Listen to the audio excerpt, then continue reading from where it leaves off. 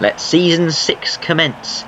Yes, welcome ladies and gentlemen, it's Formula Xbox, it's back on your screens, and we are back racing competitively once again with the 6th season of Formula Xbox action. It's finally rolled around the 10th of September, and when we actually got cracking for the first time. This is highlights from our first round of the new season. Obviously I'm driving in the Red Bull, as you'll probably know from watching the test races, alongside Drastic Devil on the opposite side of the garage. And this is just my first run in qualifying. I brought 2 sets of super soft tyres to run in quali, so 2 quali runs for me. This first one was a bit of a banker lap, and I'm only showing you the middle sector of it for now because I did go purple, as you can see at the bottom left of your screens now. It was a brilliant middle sector for myself, if I do say so myself, and it meant that our first lap put us in P3. It did eventually become P4, but it was a solid starting point. And to be fair, I was struggling a little bit for pace in the lead up to this race, so I was a little bit concerned. But ultimately, as you'll see on my fastest lap now, we did manage to go even quicker, and I was very, very happy with this upcoming lap. So as we head over the line now, already got a better run at the last corner, and we absolutely launch into turn 1. Lost a bit of time there last time, so really committed to it on this occasion. On the DRS nice and early as well, and as you can see, we're already well up on our delta time as we get on the brakes into the tricky turn 3. We hit the apex very nicely there, something we didn't do on the first attempt yet again, and this time it's been a very, very clean sector 1, and so we should be on for a pretty good sector time. Our teammate gives us plenty of room there and gets out of our way nicely as we go purple in the first sector. So we are on a good lap here. The Silent Mole, Luke Julian, sets the fastest time at present as such, but we're looking to hunt that one down and to hopefully better that time as we head through turn 9 now, hitting the apex nicely once again there. Bit of oversteer on the exit, which hampers us a little bit on the run into the fast sweeping chicane. As you can see, our delta time is creeping down slightly, but we're still on for personal best, and we're still on for the fastest time of the session as we head now into the final sector of this lap. It's always a tricky one, the final sector. You don't want to throw too much into it, you don't want to overcommit as well, because it will bite you and you will lose time as we get a little bit of a swapper on the exit there. Heading into the penultimate corner now, we've dropped the rear again there. Bit of drift action out of that corner, and as you can see, we've lost a little bit of time, so our delta has come back towards status quo as such as we get on the DRS and head towards the line now. What's it going to be? It's a 1:25.4, which, to be fair, I think was I went into the session thinking the 1:25.2 was going to be my absolute maximum time. So to be fair, to only be a couple of tenths off that, I'll take that. And to be a couple of tenths off pole as well, given what my expectations going into the session, I was most certainly very happy with that. Shout out to Drastic Midget as well in P3 with an absolutely phenomenal qualifying effort from him. So plenty of intrigue. Lots of people starting on the soft tyres as well for this race, so they'll go a lot longer into it. We're obviously starting on the super soft and looking to do 2 soft tyre stints beyond that to take us to the finish.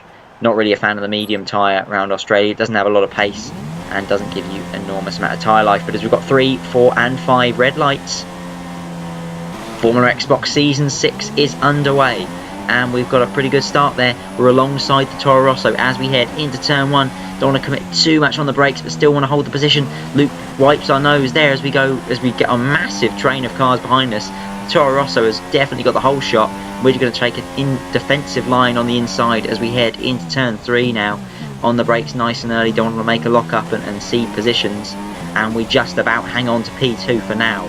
But the Toro Rosso ahead has definitely got the jump on us, and it's going to take a little bit of time to try and reel that in. If we can reel it in at all, as there's a bit of action behind, bit of contact I think between Drastic Midget and Drastic Devil, and that's strung the field out a little bit. That's certainly taken the pressure off of us, and as on lap 3 now, we set our sights on the Toro Rosso up ahead.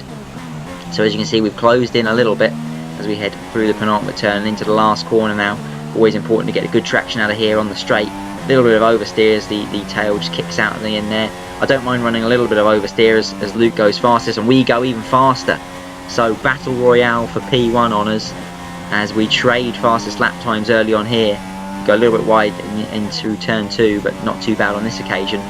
And by lap 7, the tyres are rather shot. I've dropped a bit of time to the Toro Rosso at this point, and so we're going to box for a set of soft tyres, and I imagine the Toro Rosso ahead is going to do exactly the same thing as he pits on the same lap. So braking now for the pit entry line. We don't want to exceed the speed limit there, because that drive-through really would wreck our race at this point. So what can the Red Bull boys do? Soft tyres go on It's a 1.8 second stop, so it's a lovely stop. Toro Rosso seems to have got a just as good a stop as well. So as we look to emerge now, we're going to emerge P3 and P4. But no, someone's coming down the straight. It's Prototype Budgie in the McLaren. So we're actually down in P4 and P5. So we've actually got to work our way through the traffic here. But not for now at least, because we'll have a virtual safety car come out just one lap later. Or in the same lap in fact. So it's about keeping as much as we can to that delta time. You don't want to be too much in the green. You want to try and stray into the red if you can. Just to keep right on that limit, right on the edge of what you can achieve. And half a lap later, virtual safety car comes to an end, so it's time to absolutely gun it and wait for that to disappear. It disappears now, DRS enabled once again, and we're back racing. As you can see, the Toro Rosso is close to the McLaren as indicated on the map, and as you can see later on in the lap, they are right line astern now as Luke jinks one way and then the other to try and make a move past the McLaren. It's going to be a tricky one as we head into the end of Sector 2 now. It's no real overtaking places here, and into the fast chicane it's going to be particularly difficult, but he's got a run on him nonetheless.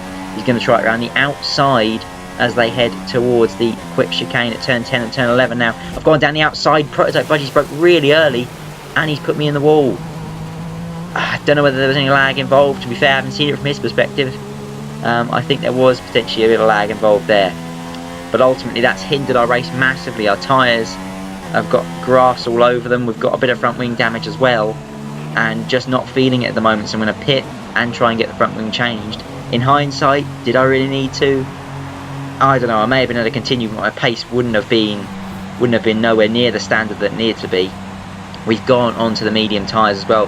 The less favoured medium tyres, as I explained right at the start of the video, as Prototype Budgie, after a contact, has to come into the pits as well. He's new to the game, he's just learning his trade as such, so we'll let him off for that one. But ultimately we're down to P9 at the moment, so on our medium tyres there's a lot of work to do.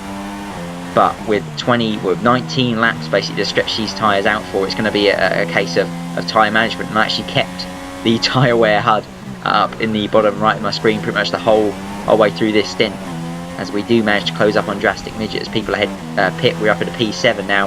He's in P6, get a bit of oversteer. He's got a bit of oversteer as well as he gets on the grass in the braking zone, and that's the position for us. That's P6, as we're even going to get a bit of cheeky DRS as well, having been behind him through the detection point. So that's going to help us pull away and break the toe from him as well, which should allow us to consolidate the position. So now lap 21, we're still in P5 after numerous cars have pitted and the strategy's just settled down. We've lost it round there. We've hit the wall through turn 7. And that's a nasty one for us. That's more front wing damage. That's a silly mistake to make. I was watching the HUD and watching the tyre wear so much that I just broke traction and dropped it, which is particularly frustrating. But nonetheless, I think it's going to be another case of boxing. It's our left hand end fence this time rather than our right hand end fence. So we come to this, actually hit the wall on the pit entry as well, which gives us a puncture. Just to make matters worse, we still get it stopped in time for the pit lane speed limit as the Red Bull boys go to work again and get out the third front ring of the race. So it's certainly been eventful. We're going on to the soft tyres now, so back on my preferred race tyre, the race tyre in my opinion.